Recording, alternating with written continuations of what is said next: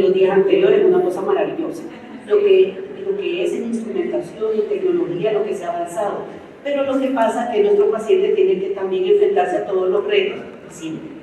Lo que es el dolor, lo que son las infecciones y sobre todo pues con este fantasma invisible, pero que da mucho dolor de cabeza, lo que es la tromboembolia venosa.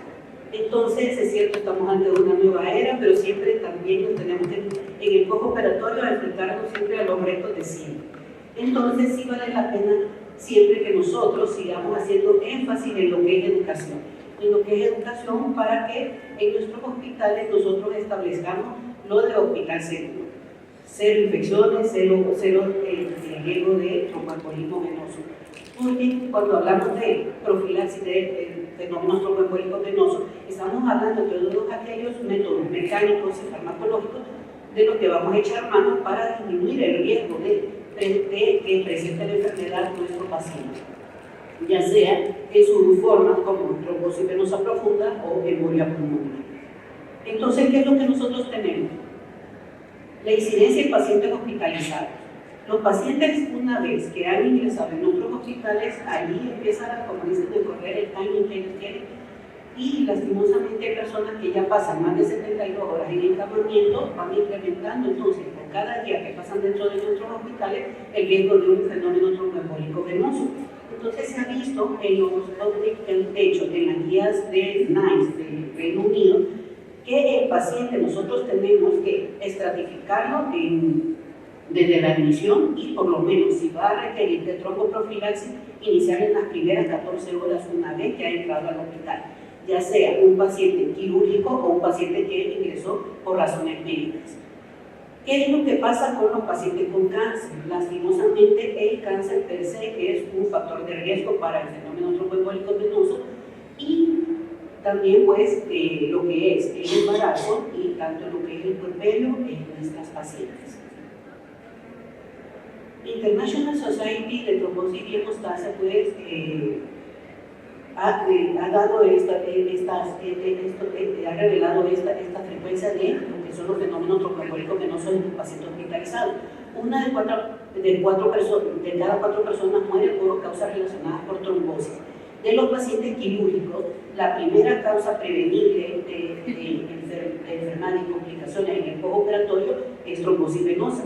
Es ahí por lo que nosotros tenemos que seguir haciendo énfasis en la enseñanza de poder nosotros iniciar tempranamente tromboprofilaxis en los pacientes.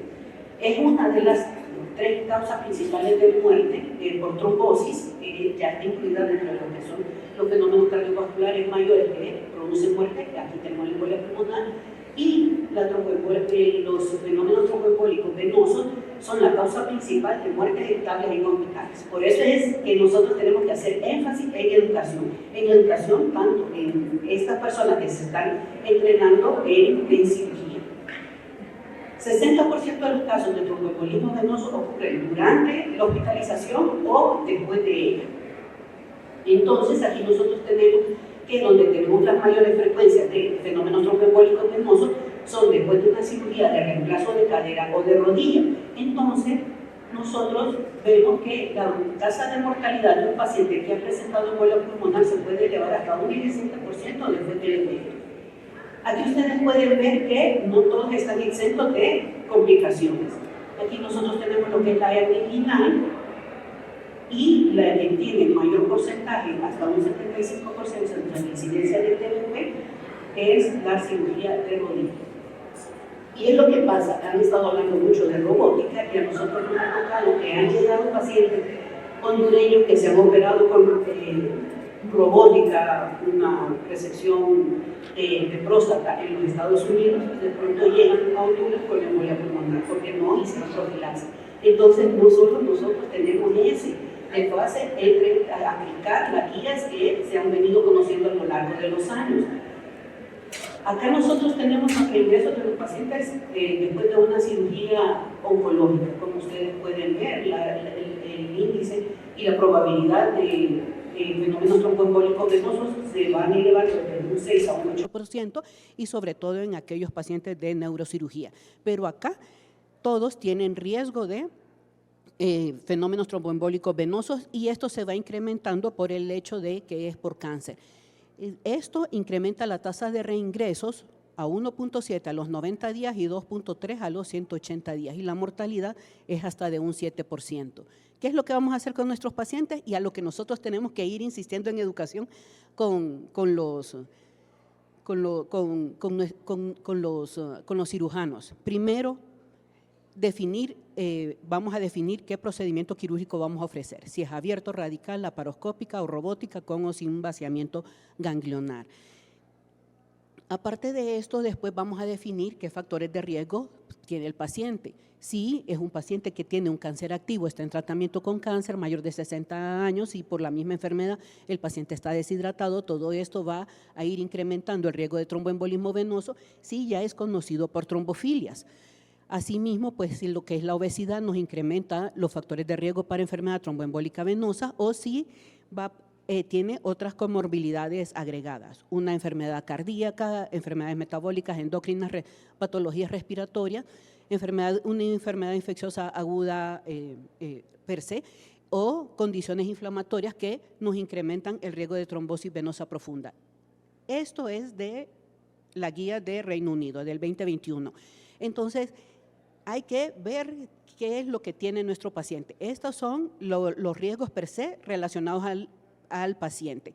Si usa hormonas, si tiene una historia personal de un familiar que ha presentado tromboembolismo venoso, el uso de estrógenos, y si ha tenido venas varicosas con episodios de flebitis previamente, o si en este momento está embarazada o con menos de 6 semanas de puerperio. ¿Qué es lo que pasa? En Reino Unido ellos están abogando porque los pacientes se estratifiquen desde el periodo de admisión y que incluyan a las personas desde 16 años. Ahora, ¿qué es lo que vamos a hacer con los pacientes? Si él va a ingresar por razones médicas o en lo que nos compete hoy por razones quirúrgicas, si va para reemplazo de cadera o de rodilla, si es por una fractura de cadera, si el tiempo quirúrgico va a prolongarse más de 90 minutos, vamos incrementando riesgo de fenómenos tromboembólicos venosos, entonces tenemos que hacer tromboprofilaxis. Si la cirugía va a envolver pelvis o extremidades inferiores con un total de anestesia y tiempo quirúrgico más de 60 minutos, o si la admisión quirúrgica es una emergencia, ya sea por una condición inflamatoria o intraabdominal. Si este paciente va a ser admitido en la unidad de cuidados intensivos y si la cirugía va a significar para el paciente una reducción para su movilidad. Entonces, vamos a estratificar nuestro paciente. Segundo paso, estratificarlo. ¿El riesgo cuál va a ser? ¿Bajo, intermedio, alto o muy alto? Porque así nosotros vamos a tomar las estrategias a seguir con él. Entonces, aquí nosotros vamos a tener qué paciente no vamos a darle profilaxis medicamentosa. Todo aquel paciente que va a ser sometido a cirugía menor de 40 años sin riesgo.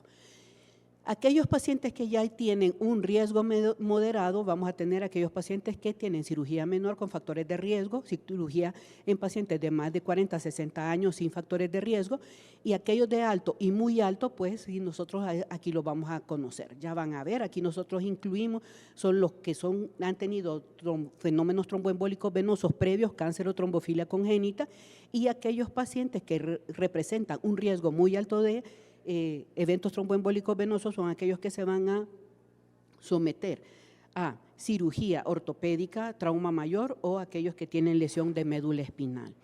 Entonces, una vez que ya hemos estratificado nuestros pacientes, podemos hacer uso de instrumentos que ya han sido elaborados, entre estos el de Caprini, que ha sido validado a lo largo de los años, con diferentes grupos poblacionales. Se puede aplicar tanto para pacientes que ingresaron en nuestros hospitales por razones médicas o por aquellos que van a ser sometidos a cirugía. Y la escala de Padua es más reducida, pero por lo menos para tenerlos en cuenta, porque nosotros vamos a beneficiar a nuestro paciente que requiera de tromboprofilaxis. Esta es la escala de Padua, como ustedes pueden ver, todos los factores de riesgo que hemos mencionado: cáncer activo, trombosis previa, movilidad reducida, trombofilia conocida. Y aquí nosotros tenemos el de Caprini, que ha sido validado a lo largo de los años, y entonces ustedes pueden, esto es fácil porque ustedes van a aplicar un punto para para lo que son los factores per se del paciente, si estamos entre 41 y 60 años, a qué va a ser sometido, si las piernas están con edema, si tenemos varicosidades, si está embarazado, si ha tenido historia de abortos o pérdidas espontáneas a recurrencia, si está con uso de hormonas o contraceptivos orales, si está en sepsis, si tenemos severas enfermedades de pulmón, si tenemos una función pulmonar anormal, si tenemos un infarto agudo de miocardio, si está en insuficiencia cardíaca, si tenemos enfermedad inflamatoria del intestino o si es un paciente médico que va a estar en reposo prolongado. Como ustedes pueden ver, vamos a ponerle 2 puntos a cada paciente que presente estas otras cirugías. Estos otros factores, artroscopía. La artroscopía generalmente no le tienen miedo a los ortopedas, ni dicen, no, usted échese a andar y ya. Y nosotros ya hemos tenido pacientes que se mantienen en fitness, que andan 10, 20 años ejercitándose, que tuvieron una lesión de rodilla, que fueron sometidos a artroscopía y que han llegado a nuestras emergencias con embolia pulmonar. Es cierto, este paciente que fue sometido a cirugía, si está con una pierna inflamada o con dificultad respiratoria, no va a ir con el ortopeda, se va a ir directamente para las emergencias. Entonces sí tenemos que tener en cuenta que el factor de riesgo existe. Si va a ser sometido a cirugía mayor, laparoscópica, malignidad o confinado a la cama, y si va a estar inmovilizado por ya sea un yeso o va a estar inmovilizado por una férula, y los accesos venosos centrales. Estos pacientes van incrementando riesgo si presentan lo que son las trombofilias ya conocidas, y asimismo, pues, esto eleva mucho más a pacientes altamente con riesgo de eventos tromboembólicos venosos si tienen un stroke de menos de un mes o con una lesión de médula espinal. Y aparte lo que hemos visto en los anteriores, si va a ser sometido a una artroplasia, ya sea de cadera o de rodilla, eventualmente. Entonces, esto nos va a dar un total y entonces ustedes ya eligen qué tipo de tromboprofilaxis van a ofrecerle. Entonces, ustedes asignan un punto, ustedes ya conocen estas páginas que nos han facilitado para que por lo menos en los hospitales no se nos haga difícil decidirnos con un paciente si vamos a someterlo a tromboprofilaxis. Este es el de Caprini, lo que ustedes vimos anteriormente, cada uno de los factores que vamos a tomar en cuenta. Entonces, ¿qué es lo que pasa? Desde el 2011 que fue publicado pues estos modelos, se ha visto que si el paciente tiene más de 9 puntos en la escala de Caprini, el riesgo de presentar tromboembolismo venoso se va elevando hasta un 6.51%. Esto ha sido validado y en los diferentes grupos de pacientes quirúrgicos que tenemos, pues ustedes han visto que si el paciente tiene más de 9 puntos en la escala de Caprini, el riesgo de tromboembolismo venoso se ha elevado hasta un 18.3% en los pacientes de cirugía plástica. Si tenemos nosotros más de 9, esto se eleva hasta un 11.3% y aquellos pacientes quemados hasta un 18.8%. Entonces, se han hecho metaanálisis para lo que es la tromboprofilaxis y entonces hemos visto que lo que son hacer profilaxis con heparinas de bajo peso molecular y heparinas no fraccionadas, y en nuestro hospital no contamos con las heparinas de bajo peso molecular, pues esto no ofrece inferioridad. El riesgo de sangrado es equiparable y la seguridad para el paciente y los fines que nosotros buscamos con tromboprofilaxis se cumplen. Acá nosotros tenemos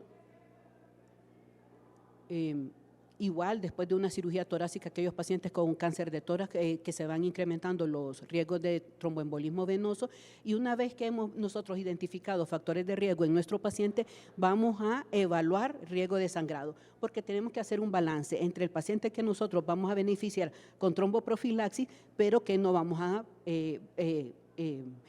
complicarlo con sangrado. Entonces contamos con lo que es la escala de IMPROVE y lo más importante en el paciente quirúrgico es el control hemostásico, porque eso no es más importante que cualquier medicamento que no vaya a controlar sangrado. Es el control hemostásico durante la cirugía. Entonces aquí nosotros tenemos que hacer un balance entre pacientes que tienen un riesgo muy alto de tromboembolismo venoso y la hemorragia. Entonces, acá pueden ustedes ver la incidencia de complicaciones hemorrágicas en pacientes que reciben heparinas de bajo peso molecular. Sí, se va a ver un poquito incrementada cuando nosotros utilizamos lo que son las heparinas en comparación con los controles. Pero la cuestión es que si nosotros al paciente no le ofrecemos tromboprofilaxis, puede hacer un fenómeno tromboembólico venoso en el postoperatorio. Dentro de los factores de riesgo, tenemos que nosotros identificar si el paciente no está con sangrado activo, si hay un sangrado mayor previo, trastornos hemorrágicos no tratados, insuficiencia renal o hepática grave, hipertensión no controlada, una punción lumbar en las 4 horas anteriores, uso concomitante de otros agentes anticoagulantes o antiplaquetarios, y si el procedimiento es de alto riesgo, craniotomía o una cirugía de columna. Este está como muy pequeño, pero es el IMPROVE. Son todos los factores anteriores que nosotros hemos enunciado. Es la ventaja de lo que es la inteligencia artificial, de lo que nos han estado hablando en estos días. Nosotros podemos contar con estas escalas en nuestros celulares y nosotros podemos estratificar a nuestro paciente en lo que es el riesgo de que él ya lleva y así el riesgo por tromboembolismo venoso y el riesgo de sangrado. Cuarto paso, ¿qué es lo que vamos a hacer? Elegir la estrategia de tromboprofilaxis. ¿Qué contamos nosotros para este paciente? Estrategias farmacológicas, mecánicas, en qué tiempo nosotros la vamos a iniciar y la duración de la misma. ¿Qué es lo que tenemos? Dentro de las medidas mecánicas están las medidas de compresión graduada. Aquí nosotros lo tenemos. En alto riesgo de tromboembolismo venoso en asociación con los agentes farmacológicos, se ha visto una reducción de los fenómenos tromboembólicos en nuestros pacientes. Como ustedes pueden ver, aquí están lo que son las contraindicaciones y nosotros lo que tenemos que hacer es asegurarnos que el personal de enfermería nos apoye con esto. Y los implementos de presión neumática intermitente, que los vamos a hacer uso, esto lo vamos a agregar, estos 2 equipos para los pacientes de muy alto riesgo. Entonces, aquí nosotros tenemos este estudio en donde 1.888 participantes ingresaron.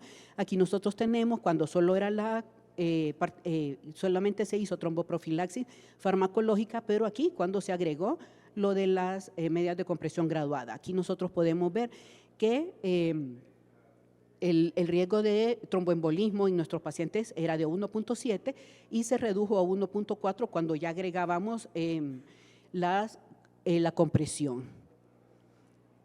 Aquí nosotros podemos ver en este estudio de Riete que el paciente aquí está dentro de los primeros 7 días de la cirugía, en el postoperatorio, tiene un 19% de chance de presentar un fenómeno tromboembólico venoso. Si nosotros no hacemos tromboprofilaxis, este paciente puede incrementarse hasta un 77% el riesgo de presentar una embolia pulmonar aún en el día 30 después de esa cirugía. Esto es que probablemente en este tiempo ya nosotros tenemos el paciente en casa.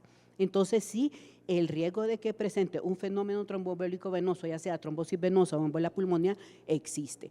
Como ustedes pueden ver, lo que son las trombosis venosas proximales, siempre existe el espectro de la enfermedad en el paciente en el postoperatorio inmediato. Si ustedes pueden ver en acá el riesgo de la enfermedad, pues ya más o menos uno lo va viendo como en la semana 7. Más o menos después de los 42 días de enfermedad. Entonces, son estos pacientes que fueron sometidos a cirugía que no se hizo tromboprofilaxis, tienen la probabilidad de hasta 70 veces de ser admitidos por un fenómeno tromboembólico venoso en el postoperatorio. En este otro nosotros podemos ver en la semana 1 cómo son 3.296 pacientes en su postoperatorio por cirugía no oncológica. 77% fueron detectados en la primera semana y 26% pasado el mes. Entonces nosotros, acá como pueden ver, este es el espectro en donde nosotros de tiempo que podemos esperar un fenómeno tromboembólico en estos pacientes. Y estas frecuencias de que nosotros, solo 44% recibieron profilaxis, 67% de los eventos tromboembólicos venosos ocurren después de que se interrumpió la profilaxis y 54% de los pacientes pueden llegar a presentar embolia pulmonar y 15% de esto una evolución desfavorable e incluso la muerte. Entonces, dentro del abordaje farmacológico, ¿con qué contamos nosotros? Heparinas no fraccionadas, heparinas de bajo peso molecular, los pentasacáridos que ustedes conocen, el fondaparinux, inhibidores directos de trombina, de factor 10 activado y antagonistas de vitamina K. Pero ¿qué es lo que sucede con el paciente quirúrgico? Nosotros con lo que lo vamos a beneficiar van a ser con los inyectables. Heparinas de bajo peso molecular antes o después de la cirugía, pues nosotros hemos visto que si nosotros iniciamos, una vez que hicimos el cierre de la herida, 6 horas después la tromboprofilaxis, nosotros estamos asegurando a ese paciente que estamos previniendo fenómenos tromboembólicos en él. Son 18 años de evidencia y nosotros podemos seguir con esta práctica segura con ellos. ¿De qué estamos hablando nosotros acá? De lo que es la bemiparina. Una heparina de bajo peso molecular con la vida media más larga, con una relación factor 10 antifactor 10 activado, anti-2A de 8 a 1 y un peso molecular el menor que hay en el mercado, 3.600, asegurando la biodisponibilidad del medicamento por 24 horas. Aquí nosotros lo tenemos. Entonces, ¿cuál es la ventaja de esta? Que su uso solo es una vez al día. Si nosotros tenemos un paciente con un riesgo moderado, por eso tenemos que estratificar, porque de eso nosotros vamos a planear con qué vamos a manejar a nuestro paciente. Si tenemos un paciente con riesgo moderado, lo vamos a manejar con 2.500 unidades de bemiparina al día. Si nosotros no contamos con heparina de bajo peso molecular en nuestro centro hospitalario, podemos utilizar heparina no fraccionada, entonces vamos a utilizar 5.000 unidades subcutáneas cada 12 horas.